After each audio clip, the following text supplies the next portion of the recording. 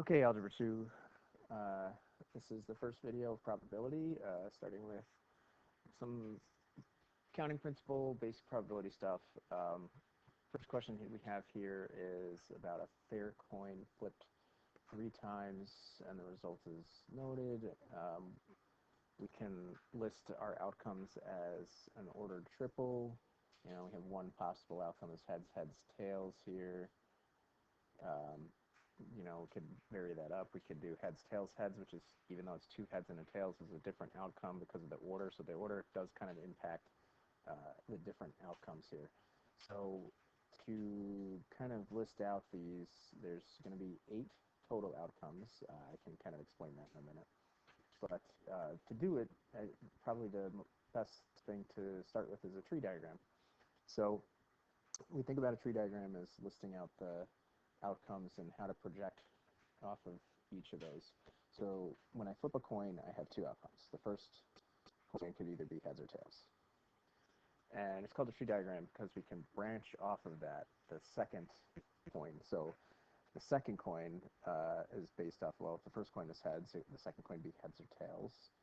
Or if the first coin is tails, the second coin be heads or tails. So if the 2 coins we have 4 total outcomes, right? We have heads, then tails, heads, then heads, heads, then tails, tails, then heads, or tails, then tails. Now, again, we could branch off of each of these. If the first 2 coins are heads, I could have heads or tails. If we have heads, then tails, then the next coin, again, could be heads or tails. And essentially 2 more branches, growing in an exponential pattern here. Maybe explaining why it's 8, right? Because we have 2 outcomes, then 2 outcomes off those 2, so 2 times 2 is 4, and then 2 times 2 times 2 gives me 8 total outcomes.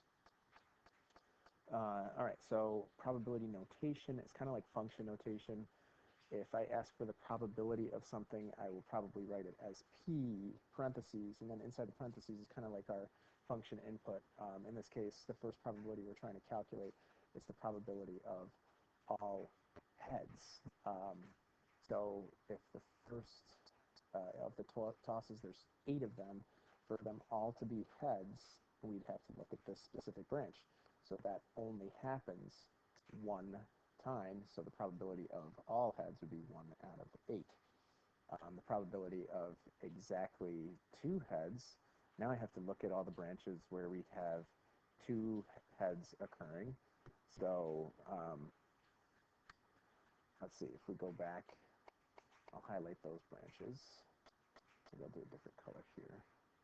So if we have 2 heads occurring, that could be the branch where we have heads, heads, tails, or we could have heads, tails, heads, or tails, heads, heads. Everything else has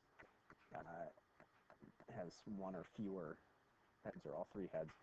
So in this case, the probability is 3 out of 8. And then for the last one, all heads or all tails, well, we had the top branches being heads, heads, heads, and then the bottom branch here, tails, tails, tails. So that's 2 out of 8. With probability, usually we don't care if we reduce. But if you're the kind of person that needs to reduce their fractions, this is a quarter. So the counting principle is the idea that the number of outcomes could be determined by multiplying how many possible outcomes there are for each event. So when we flipped a coin 3 different times, we had 2 outcomes for the first coin, 2 outcomes for the second coin, and 2 outcomes for the third coin, which gave us 8 total outcomes. But, obviously not everything is about flipping coins. All right, so we have how many different outcomes are there when you flip a coin 5 times? Well, that would just be 2 times 2 times 2, or 2 to the 5th. So that would be 32 total outcomes. And so you can see here that it will become very tedious to draw out a tree diagram to represent all these situations. All right, how many outcomes are there when you roll 2 6-sided dice? Well, that's just 6 outcomes for the first die and 6 outcomes for the second die. So that would be 36 total outcomes. So it's 32 for that one and 36 for that one. Okay, so on the next page, um, now we're talking about the number of ways we could make arrangements for, something that's not necessarily related to rolling dice or flipping coins. We have ice cream sundaes where we have 5 flavors with 4 possible toppings. So imagine that you could get 1 scoop of ice cream and 1 topping. So now the numbers that go in each of these slots aren't going to be the same, right? If this is the scoop of ice cream, we have 5 different flavors that could be, but for the topping, we only have 4 different toppings that it could be, so that gives us 20 total outcomes. If we do 2 scoops of ice cream, and some of these questions will get clarifications, but if I have scoop 1 and scoop 2 and topping, well, the first scoop, we have 5 options. And this is where you will get some clarification. Sometimes it'll say that you can't have the same flavor in each scoop. It doesn't specify that, so we're going to assume that. So we're going to put another 5 here. And then for the topping, we'd have 4. So we already said that 5 times 4 is 20, so if I multiply that by 5 again, we get 100 outcomes. Now for a more practical application, state license plates consisting of 3 letters followed by 4 numbers. So that's actually how New York State license plates work if it's not a vanity plate. We have, let's see, so the first one talks about the state does allow for repetition of letters and numbers, how many possible license plates can be made. So we have, let's see, 3 letters followed by 4 numbers. Well, there's 26 letters in the alphabet, so 26 times 26 times 26, so we have our 3 letters. And then followed by 4 numbers. Well, our 4 numbers could be any digit from 0 to 9. So that would be 10 possible numbers in each of these cases. So we would have 26 cubed times 10 to the 4th. And at this point, we would let a calculator take over for us, giving us a ridiculously large number for that. So if I do 26 to the 3rd times 10 to the 4th, we get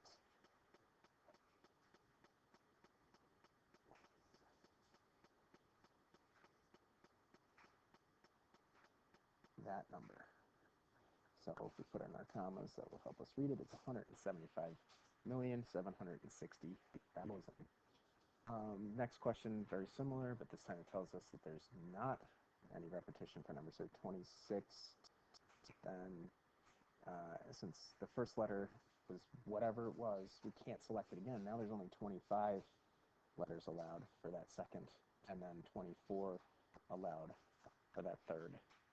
And then the 4 digits, we could have 10 possibilities for the first, but then whatever I've selected for the first, I can only use 9, then 8, then 7, and then this product is going to give us the possibilities here. So if we do 26 times 25 times 24 times 10 times 9 times 8 times 7, we get a smaller number because we can't repeat here. So we're looking at, let's see, 78,624,000. Still a lot. The last thing we need to talk about here are permutations, or more specifically, this thing.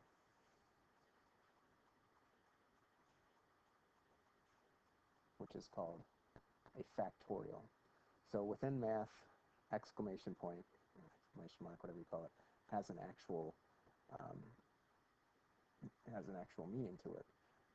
So when you see a number with an exclamation point, which I'll start referring to as a factorial, it means that you were doing a product of the numbers in descending order starting at that number. So you can see here that 3 factorial is 3 times 2 times 1. So like if I wanted to write out what 7 factorial was, that would be 7 times 6 times 5 times 4 times 3 times 2 times 1. All right, so then how many arrangements? We can use, essentially we could use these factorials to talk about arrangements here, because if I thought about how many ways I could arrange the letters in the word dialogue, well, let's see, we've got 1, 2, 3, 4, 5, 6, 7, 8 letters. So if I thought about it with the slots, I'd have 8 letters for the first. I can't use that letter again, so then I have times 7, and then times 6 is next, and then 5, and 4, and 3, 2, and then obviously if I've used all the other letters, there's only one letter left. So I could type that into the calculator as 8 factorial. So there is a factorial button on the calculator if you type in the number 8, and then you could get it in 2 different spots. If you go to Menu, Probability, and then Factorial is that first option that pops up, you get 8 factorial, so you don't actually have to type in the product in descending order like that, and you'll get 40,320. Another spot you could find the factorial button is there's a little question mark button on the bottom right side of the screen. It pulls up a menu, and factorial is one of those options there as well. All right, so the next one, now we have to worry about repeated letters.